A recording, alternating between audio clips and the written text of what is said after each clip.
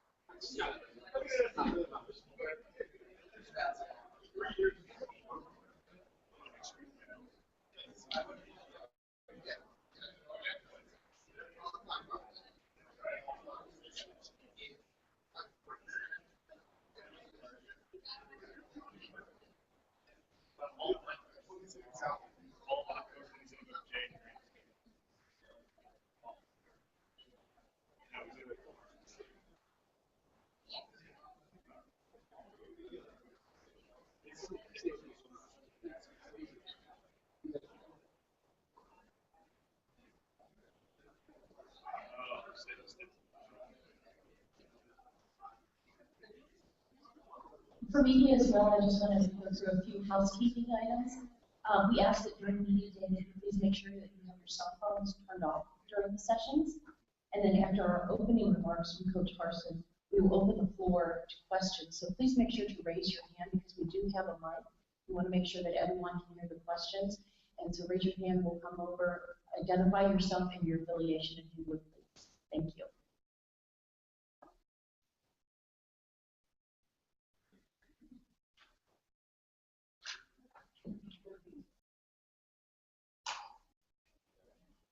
Before we begin, we have a special presentation from the City of Glendale.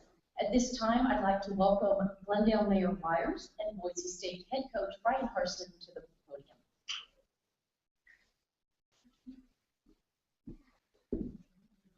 Good to see you again. All right, where am I at here?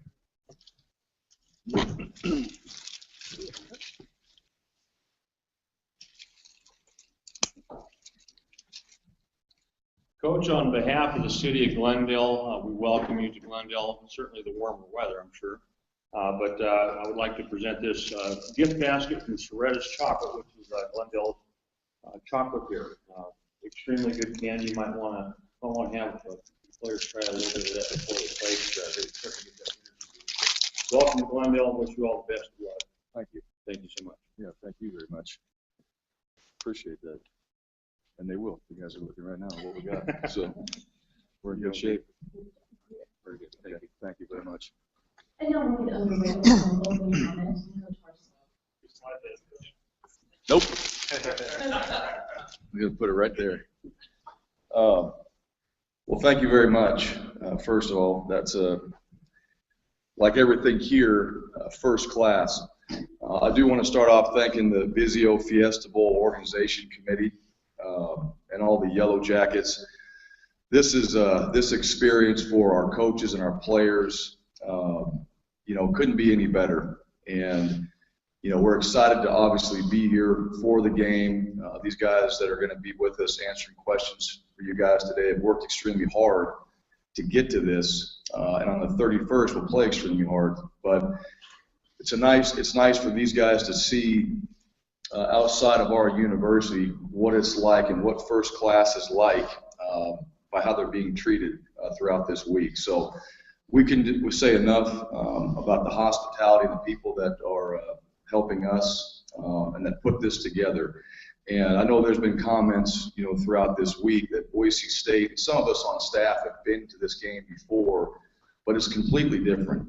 It really is. And every time we've been here or I've been here, it gets better and better. And the people, some of the people have changed, a lot have stayed the same. And, but every opportunity that we've had with these folks has been unbelievable. And, for our team, not many guys have been here. And, this year in particular, with the college football playoff and the way everything in college has changed, we feel like we're one of the few teams in these big bowl games making somewhat a little bit of history, with the way things have gone so far. And we're excited to be a part of that. So this prep week here has been first class, where we're practicing our field, what's going on there. Our guys have gotten everything they've needed to go out there and have success on the 31st. And we're excited about, 48 hours away, basically, from game time and ready to roll. So with that, we'll open up for questions.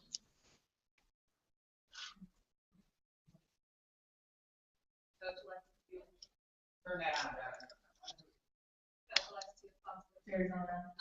Just wanted to congratulate you for being here, but you've been here as an assistant coach, but how does it feel, besides the college football ground, to be a head coach coming to this game?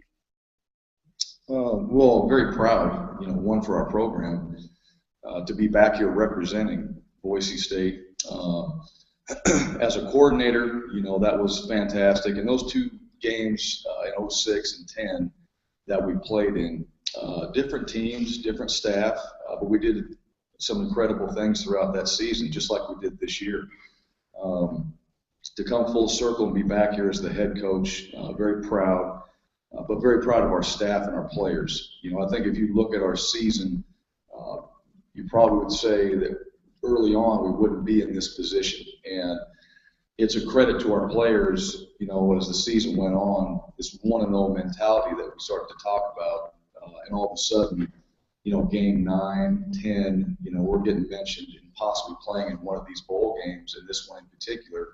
I know our team was extremely excited. And having a chance to have been here 2 games previously, I knew how this would affect, our football program and how awesome experience it would be for our players to be here. So proud of our coaches, proud of our players, and proud to be representing Boise State. Any other questions? What do you remember about the new work with Connor Brewer, Texas, and what we set out with those 2 guys to you? Yeah, well, those 2 guys I recruited as well, so know their families, been in their homes. Caleb, I'll start with him. He's got a background. His dad played 10 years or so in the NFL for the Cowboys. Great work ethic, understands what it takes to be successful at the highest level. And, we had him in Texas. He was a young guy playing. You'd like to take some of those young guys and let them marinate a little bit. That wasn't the case with him. He came in right away and played and did a great job for a young guy. I think his maturity level, watching him now, you see what experience does for an athlete like Caleb. And it's shown up. The guy's a playmaker. He's doing a great job. I've watched him. His demeanor has gotten better. He's more mature. He's just getting better and better. Connor, Connor, same thing. I think he's a guy, he transferred out of Texas there. But we felt like he was a very good player and could do a lot of things for us. I don't know what his situation is right now, but he's a competitor, great family background. He's got brothers, sisters, all playing in college. So he comes from a good line there, and he's another one that Chaparral High School that's done a great job. And, is really hopefully gets a chance and opportunity there. This will now conclude our moderated portion of the press conference. We'll open it up now for the player interviews. Of course, if you are still interested in speaking with the coach, you're welcome to come out towards the podium. Thank you.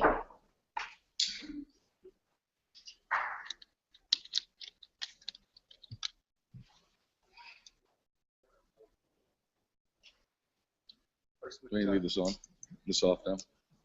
What has the week been like in terms of the preparation on the field?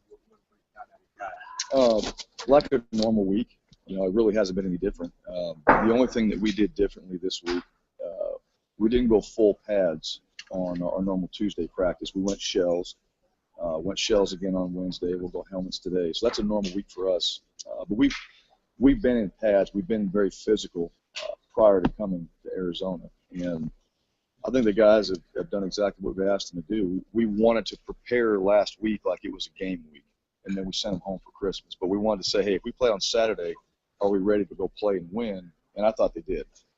They went home, and then this week was about coming back, being physical early on, and then fine-tuning with the game that we have in the game plan. Arizona's talked a lot about their offense trying to wear down teams with their tempo and stuff late in games. How do you feel your team conditioning-wise has been this year, and how do you look at that aspect? I think it's been very good. I think any team, we run no huddle as well. I think that's the classic line that, we're a no huddle team. We're going to wear you down. I think that is a little bit of the past, in my opinion, because everybody's a no huddle team for the most part. So I believe our players, throughout the season, watching our guys in games, I feel like we've been fresh. I don't feel like we've gotten run down. But I also know this. I also know that Arizona's a different animal too now. They do a great job with their tempo. But we've seen that throughout the year. I mean, Fresno in the last game, those guys went extremely fast, and our guys were still able to execute. So bottom line is we're going to have to play fast. Is tempo a factor? Yes, but if we're prepared for it, which I believe we are, we need to get lined up and play too. Have you had any academic explanations since you guys have been here? No, not that I know of. And the one thing too, and we said this, those grades don't post here for the next couple of days, and it might come out today, but I feel very strongly that all of our guys that are here are going to be here. I think we've had a strong semester. Don't know what the final result is yet, but talking to these guys and asking them throughout the year, we ask them to be very honest with us, good or bad. Don't put us in a situation where we don't know. And so far, all that's come true. Arizona's one of the few really truly balanced offenses in terms of being dynamic in both areas that you guys have faced this year. How much different of a challenge is this for your defense than some of what you guys have seen the last 6-8 weeks? Yeah, well, I think the challenge comes in just the run pass options and everything on there. I mean, we've looked at them, from our offensive standpoint, throughout the year. When they beat Oregon, you want to go back and watch that game. And this is before we even knew we were going to play Arizona. You're kind of just studying, what they're doing, and the quarterback obviously is playing well. But when you have a chance to read, pull, run, and throw, and then do it in the different ways they're doing, I think they're doing some things differently than most. It's tough to defend. You got to do your job is what you need to do. And I think what they can get you out of doing is trying to make you do more than you're supposed to do and try to help another guy out, and all of a sudden you're out of position. Once you're out of position, their team speed, if you watch them, they can take it and go. So, we need to be a disciplined defense, bottom line. And we need to do our jobs out there. And they're going to make plays. That's the reality of it. They're going to make plays, and we've got to be able to make those plays, contested plays throughout the game, and not just givens. This is, you came here talking about this being a dream job for you, and obviously knowing it was going to be a lot of work as well. A year later, how has this first year as the Boise State head coach kind of met your expectations, and maybe been different than what you thought? Still a dream job. Yeah, that hasn't changed. And probably even more so excited about, where we are right now. Not just because of this game, but just our program. And we had we got our own bowl game. We had the Boise Bowl that we did with our young guys. So we let those guys, before we left, kind of cut it loose and get after it and be live. And, we saw some things from some of our young players that was very encouraging. Maybe our expectations were hopefully we didn't snap the ball. And they went out there and actually, they ran plays, they executed. So, I like where we're at with our program, with our young guys as well. But as far as the season goes, the expectations were to win our conference. That was the expectation. And, when I went in there and met with the team prior to the press conference, the goal is up there on the wall, and it says, to win our conference in the bowl game. We did neither one last year. And so I asked those guys, if we still want to do this, we'll change the goal. If that's not what we want to do, then, let's go ahead and take it off the wall. But if this is what we want to do, let's really work and concentrate on doing that. Let's win our conference. And then if we win our conference, we'll be in a bowl game. And then whatever that is, let's try to find a way to win that. It's important to us. We happen to win our conference. Now we're in a major bowl game. And, so as far as what we set out to accomplish, we've done that. At this point, we've done it to this point. We haven't won our bowl game. We've given ourselves an opportunity to play on a stage bigger than any stage we've been on this entire season against a top 10 football team. And hopefully we put ourselves in position to win. People talked about the energy, the new energy, and that you and your staff have brought. Is it difficult to sustain? I mean, you've been going 100 miles an hour for a year. Is it going to be hard to turn around 2 weeks from now and do that all over again? Well, I think that's the challenge for any staff. Obviously the first year, everything's exciting, it's new.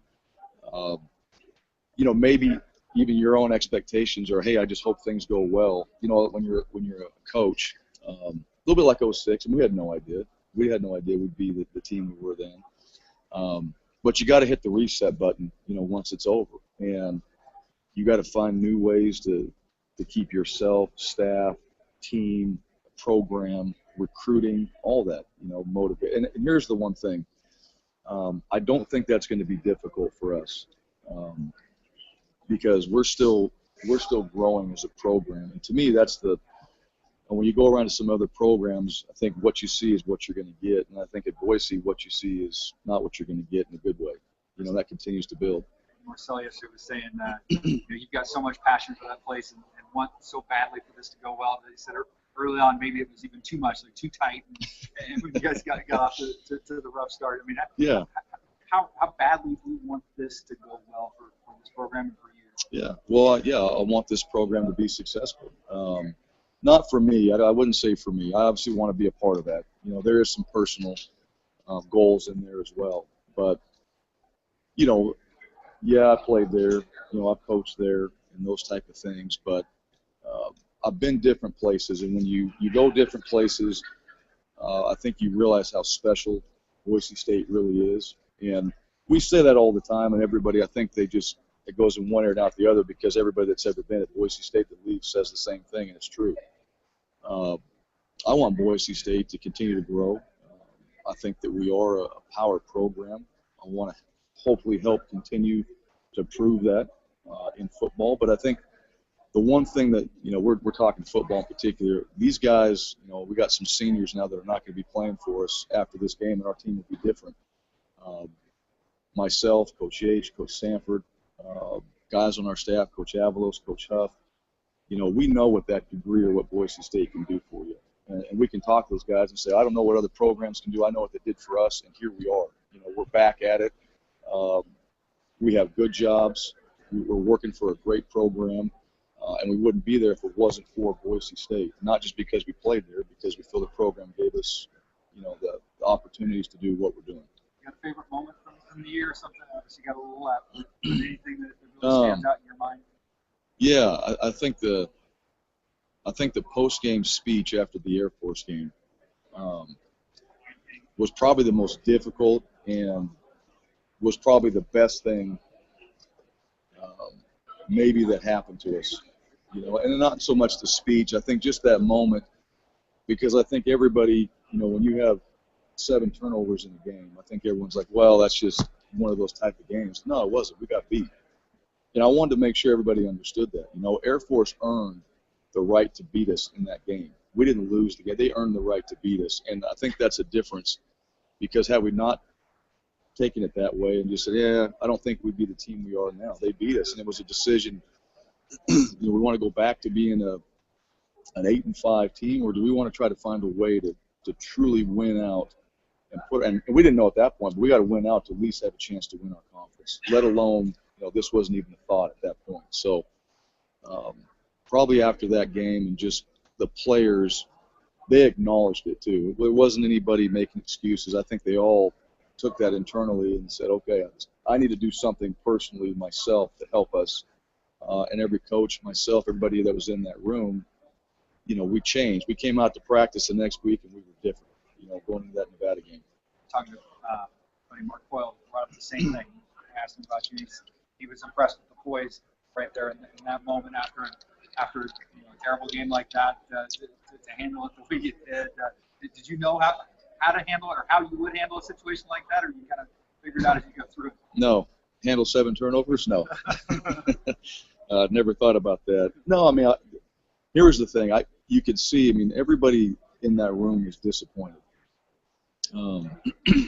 But at that point, we had lost a tough football game on the road in a bad way. And I think it was just more of just talking to the guy. I don't think it was really anything set up that I'd thought about. It was more just talking to him like, hey, what are we doing? And at the same time, that was a little bit of that, we need to enjoy what we're doing a whole lot more, because we weren't. I think there were some teams, when Kellen's years and those guys were around, we won games and it was like, hey, great job, and they'd be like, who's next? It was just, it was right on to the next one. They're hungry for who the next opponent was. We had a lot of confidence and a lot of guys that, on that team that were very good players. We do as well this year, but we're just a different team. The year before wasn't our best season, and we needed to find out, okay, how do we go back to, winning and doing what we've been doing? Well, we need to go back to enjoying it. Now, maybe down the road, if you go on a run like we did, maybe your team's like that, but this team's not like that. This team needs to know that, hey, this process and how you go about it is equally as important showing up, how you play on Saturdays. And we seem to do that. And we talked about celebrating after that Nevada game. We talked about, putting all this time into it, and it showed up after we won the game. Mark has said he's had conversations with you about your contract, the assistance, the program. It's obviously a situation of strength for you guys. What do you need? What does this program need to keep moving forward? Well, we have had those conversations, and Mark is he is completely on board with taking care of our assistants and getting those guys, basically what their value is, as much as we can, and not assuming because there's a guy that played at Boise State, that's good enough. So he's done a great job, in my opinion, and we've talked about certain things, for our staff. To me, the key is, keeping our staff here. Our coach has done a great job, and, we want to make this the best opportunity available to all of our coaches. You live in a great place. You got players that come in here that you have a chance that want to win. You have a tradition of winning, and I think we take care of those guys pretty well and want to continue that. So that's college football. I mean, obviously, you're talking about raises and keeping guys. You're talking about firing, and that's just how football is. There's really no in between. So I like where we're at. We're winning. We're doing good things, and Dr. Custra and Coyle, both those guys, they see that, understand it, and they're doing a good job of helping our guys out. You want something contract-wise for you as well, or are you more worried about the assistants? The assistants. I know my situation's good. I know that. I felt like, when we worked the deal out from Arkansas State to come here, there was a buyout in there, which I think for a lot of people, the buyout, which, was smart and how Arkansas State set it up, that was a big thing. That's a lot of money, in that whole deal. And that's why, athletic directors and programs do that. And to me, I didn't want that to be the reason why I didn't have an opportunity to come back. And, so what we worked out is a good deal for me and my family. It was a good deal for Boise State. And right now it's about taking care of our assistant coaches, making sure that the monies that we do have go back into our program so we can keep doing the things for our players. I mean, feeding our guys this year, giving them shakes, being able to take care of our guys a lot better than we've been able to in the past with the new rules. That's been the difference. So I want to make sure that we're doing that, because that's really the important thing, that our coaches and players get what they need so they can go out there and do their jobs. And, the result is, where we are right now. You guys said that 98 players came here. I count 105, counting Gabriel on the roster, and I know 6 who weren't here because there was one guy. So Nick Terry. Yeah. What was the story there? He hasn't been with us throughout most of the year. So he's decided to transfer. And that was, I don't know, game 2. It's been a while. Yeah. I don't do that. It's been a while, but he's decided to transfer. He finished the semester. He did. Yep. And you expecting to get Bosen back in January, or nope. Bosen is no longer with the team. Yep. Team rules. Violation of team rules. Yep. And expect Gabriel to be ready to go in January? I do. Yeah. He's done a very nice job, and his deal has been academics. He's been able to lift, on his own and all that. And you guys don't get to see him every day, but he's a fantastic person. All right, I like him. Everybody that he's been around has said nothing but good things about him. He's taken care of his academics, so he's done exactly what we've asked him to do, and he looks fantastic. So I don't know what that means. You only get him out there and he plays and all that, but he's done everything we've asked him to do.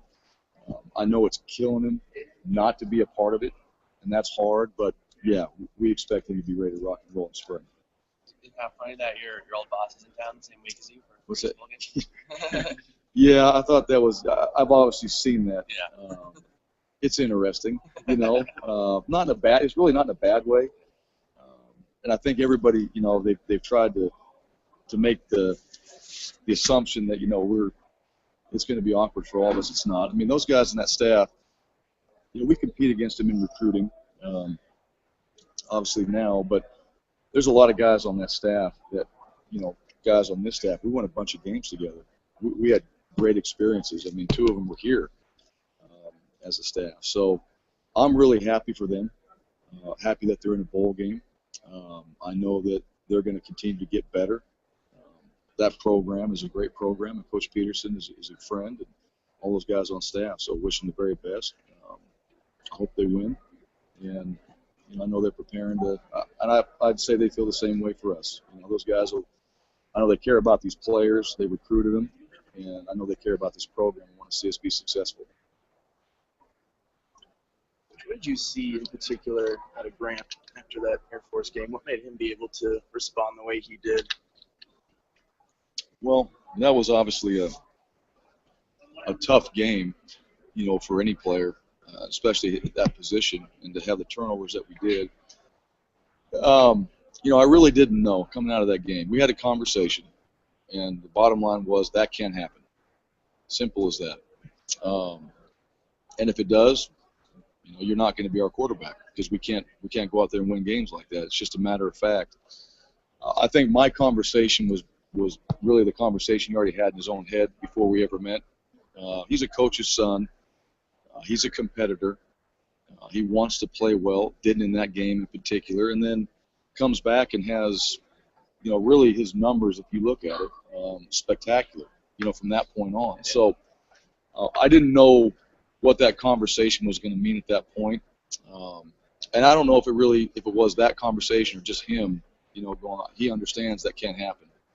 But he's been fantastic, and I recruited him after our second Fiesta Bowl, and thought that he would be a special player, and he's shown that this year. He's the right guy. He's led our team. He's played extremely well, and we wouldn't be in the position we're in right now without him.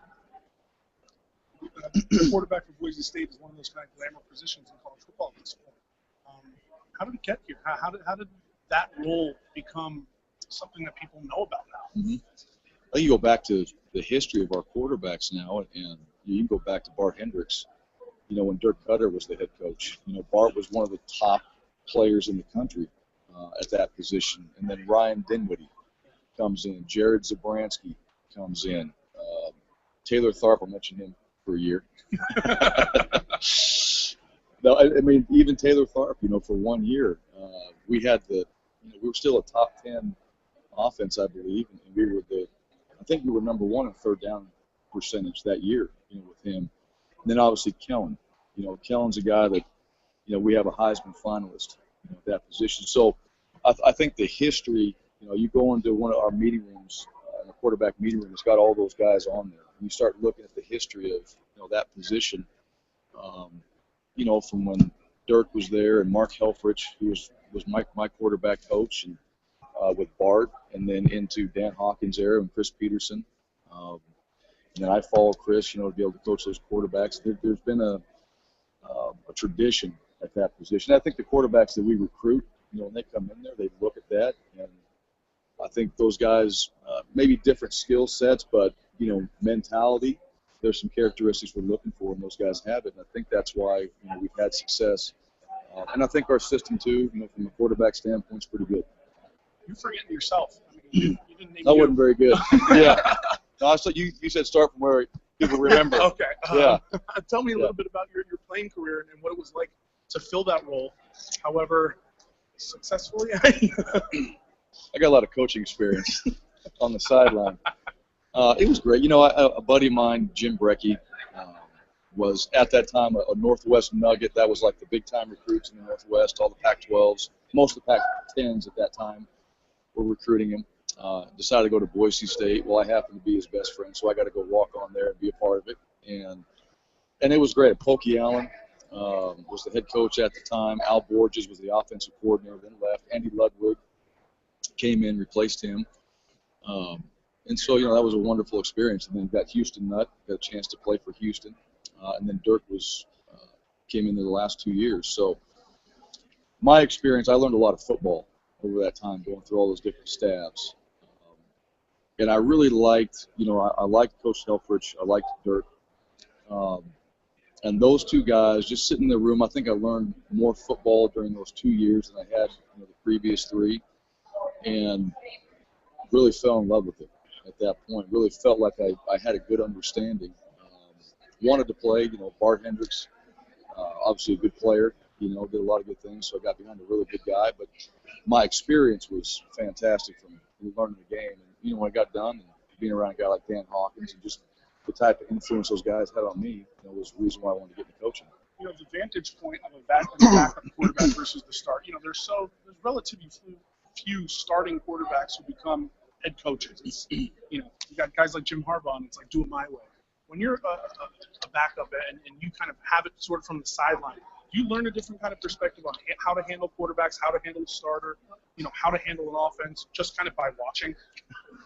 You learn what not to do, yeah, and what coaches say about you, because you're sitting right there in the headsets. And, it's what's said on the headset stays on the headset, right? And they look at you like, don't tell them that. No, I think, yeah, you do. You get a different view, from watching on the sideline. Obviously, when you're in the fire out there, as a player, you got to do what you got to do. But it was very interesting, to be on the sideline, to kind of be, right there by the coaches and be in their ear a little bit.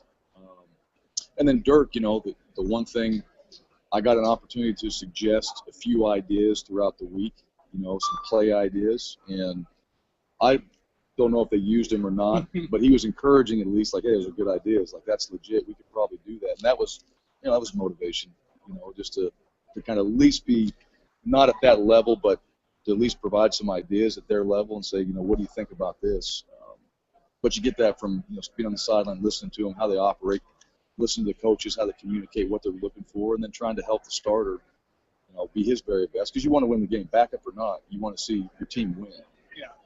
It's on Peters, Lucard, Jeremy this week. Jeremy will not play. Dylan will not play. Connor practiced yesterday. Has practiced, the last 2 days. We'll see how he feels today. He actually, he looked good yesterday. So, he's a senior. He's going to be tough. He wants to finish. So, I anticipate him playing. Dylan's had just a couple injuries that kept him out. He's been banged up. So you get 3 safeties for this game. You have an emergency option. Marcel is joking with him, but I know that's not the story. So, what do you got? Yeah, you got to move some guys around. Cameron Hartsfield has played back there.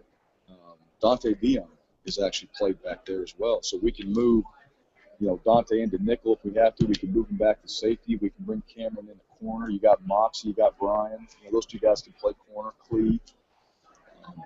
So, Dante really is the other answer back at safety. I know he's playing corner, but he gets it. He can communicate it if we need to do that. And which spot does he play back? Boundary. He would be our, where Corey's at. No, let me say this. Either one. It depends on what happens. He could play free. He could play boundary. Darion has been, our free safety and all that. We'd like to keep him there. But, yeah, you're talking about juggling some guys around. The smallest safety in the country. Yeah, he would. But, yeah, you know what? It would be the most competitive. That's for sure. But, we sit there and kind of go roundabout, and you can put all the scenarios in there. And, knock on wood, Dylan, Corey, Darion, all those guys stay healthy, and it would be fine. Are you at the point where you pretty much see every defense? Yeah, I would hope so. I hope we don't see anything different, that we haven't seen in this game. This is really the 3-3 stack. I think a true stack. This will be the first time throughout the season we've actually seen that as consistently as they run it. We've seen, teams that line up in it and then get out of it and all that. But at this point, when we face Arizona, yeah, we face about every defense we can face. When you watch film, what stands out about Scooby Reddick? Well, I think he's, as just a fan of college football, he plays the game the right way. I think he's a guy that, you know, you just gravitate towards the way he plays. He's a good athlete. He's got skills. I mean, there's probably better players physically, but I don't know if there's better football players. You know, and that's the one thing that really stands out. I mean, the guy absolutely gives it 100% every play. And, you know, and he's got feel. I mean, that's the one thing you can't coach. A guy that's got feel for the game at that position is very difficult to play against. And he shows that. And when he brings it, you know. So we know this. We're going to have matchups against him. We want our guys to go out there and give their very best. I mean, what an awesome challenge for whoever gets to face him throughout the game. You know, he's the best. So you get to go against the very best. And, you know, we'll see where we are when we go against it. I was looking up to chat with Scott and Jake Rowe. Yeah. And the thread of what I asked them was, I think a lot of people nationally are always kind of like, all right, when's the other shoe going to drop? When are they going to just be what everyone with the certain limitations that, you know, don't come with the Pac-12 or, you know, SEC. Here you guys are year after year after year. Fiesta Bowl for the third time since 2007. And the key to them is really, both of them said, the ownership that the players have in recruiting and the vetting process that the players have back to you guys and saying, we don't want to on our team. You know? Not a lot of coaches do that. A lot of coaches say, if he's a 5-star, we'll take him no matter what. I don't care if he punches my mom in the face. Right. The idea of, you know, getting the right fit for Boise State and getting the right fit and then letting the players also feel like, okay, it's not just the right fit scheme-wise, personality-wise. Sure. How important do you think that's been to keeping you guys, you know, consistent, and not just consistent, but these standards are pretty high? Sure. Well, I think you put the ownership, you know, in the players. And here's the thing, I mean, those guys got recruited to Boise State the same way. All right, we asked players that recruited them, you know, what do you think? And, you know, once they're there,